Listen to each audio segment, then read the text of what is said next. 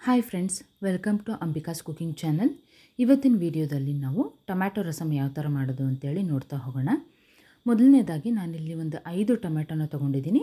ಇದನ್ನು ನೀಟಾಗಿ ವಾಶ್ ಮಾಡಿ ಈ ಟೊಮ್ಯಾಟೊ ಹಿಂದ್ಗಡೆ ಭಾಗನ ಸ್ವಲ್ಪ ಚಾಕುನಲ್ಲಿ ಈ ಥರ ಸಿಪ್ಪೆ ಮಾತ್ರ ಕಟ್ಟಾಗೋ ಥರ ಕಟ್ ಮಾಡಿ ಇಟ್ಕೊಳ್ತಾ ಇದ್ದೀನಿ. ಫುಲ್ಲು ಕಟ್ ಮಾಡ್ತಾ ಇಲ್ಲ, ಟೊಮ್ಯಾಟೊನ ಮೇಲಿನ ಸಿಪ್ಪೆ ಮಾತ್ರ ಕಟ್ಟಾಗಬೇಕು. ಆ ಥರ ಕಟ್ ಮಾಡಿ ಇಟ್ಕೊಳ್ಳೋದ್ರಿಂದ ಟೊಮ್ಯಾಟೊ ತುಂಬ ಚೆನ್ನಾಗಿ ಸಾಫ್ಟಾಗಿ ಬೇಯುತ್ತೆ ಅಂತೇಳಿ ನಾನು ಆ ಥರ ಕಟ್ ಮಾಡ್ತಾಯಿದ್ದೀನಿ. ಇದನ್ನು ಕುಕ್ಕರಿಗೆ ಹಾಕ್ಕೊಂಡು ನೀರು ಹಾಕ್ಕೊಂಡು ಇದನ್ನು ಒಂದು 2 ವಿಷಲನ್ನು ಕೂಗಿಸ್ಕೊಳ್ಳೋಣ. ಇದಕ್ಕೊಂದು ಮಸಾಲ ಪೌಡರನ್ನು ರೆಡಿ ಮಾಡ್ಕೊಳ್ಳೋಣ. 2 ಒಣಮೆಣ್ಸಿನ್ಕಾಯನ್ನು ಹಾಕ್ಕೊಂಡಿದ್ದೀನಿ.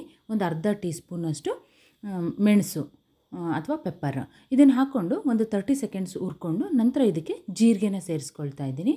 1 ಟೀ ಸ್ಪೂನಷ್ಟು ಜೀರಿಗೆ, ಒಂದು 10ರಿಂದ 12 ಮೆಂತ್ಯ ಹಾಕ್ಕೊಂಡು ಇದನ್ನು ಸ್ವಲ್ಪ ಹುರ್ಕೊಳ್ಳೋಣ.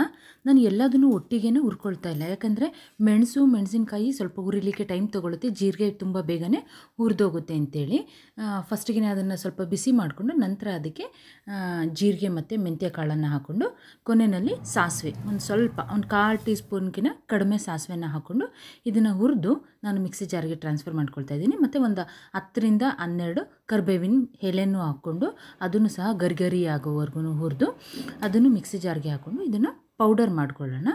ಇದನ್ನು ಪೌಡರ್ ಮಾಡಿ ಆಗಿದೆ. ಇವಾಗ ಈ ಟೊಮ್ಯಾಟೊ ಸಿಪ್ಪೆನ ನಾನು ತಗೊಳ್ತಾ ಇದ್ದೀನಿ. ನಿಮಗೆ ಸಿಪ್ಪೆ ತೆಗಿಯೋಕ್ಕೆ ಇಷ್ಟ ಇಲ್ಲ ಅಂತ ಹೇಳಿದ್ರೆ ಹಾಗೇನೂ ಮಿಕ್ಸಿ ಮಾಡ್ಕೋಬೋದು, ಏನು ತೊಂದರೆ ಇಲ್ಲ.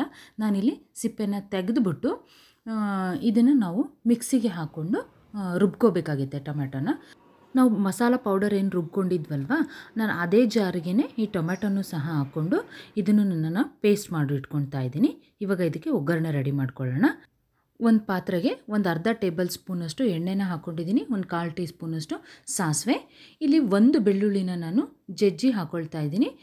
ಒಂದು 8-10 ಕರಿಬೇವಿನ ಎಲೆ ಮತ್ತು 2 ಒಣಮೆಣ್ಸಿನ್ಕಾಯನ್ನು ಹಾಕ್ಕೊಂಡು ಇದನ್ನು ಸ್ವಲ್ಪ ಬೆಳ್ಳುಳ್ಳಿದ ಹಸಿ ವಾಸನೆ ಹೋಗೋವರೆಗೂ ಹುರಿದು ಒಂದು 1/4 ಟೀ ಸ್ಪೂನಷ್ಟು ಅರಿಶಿನ ಮತ್ತು ರುಬ್ಬಿರ್ತೀವಲ್ಲ ಮಸಾಲೆ ಮತ್ತು ಟೊಮ್ಯಾಟೊ ಪೇಸ್ಟು ಅದನ್ನು ಇವಾಗ ಸೇರಿಸ್ಕೊಳ್ತಾ ಇದ್ದೀನಿ. ನಾನಿಲ್ಲಿ ನೀರು ಯೂಸ್ ಮಾಡ್ತಾ ಇರೋದು ಟೊಮ್ಯಾಟೊನ ಏನು ಬೇಯಿಸಿ ತಗೊಂಡಿದ್ನಲ್ವ, ಸೊ ಅದೇ ನೀರನ್ನೇ ನಾನಿವಾಗ ಯೂಸ್ ಮಾಡಿದ್ದೀನಿ.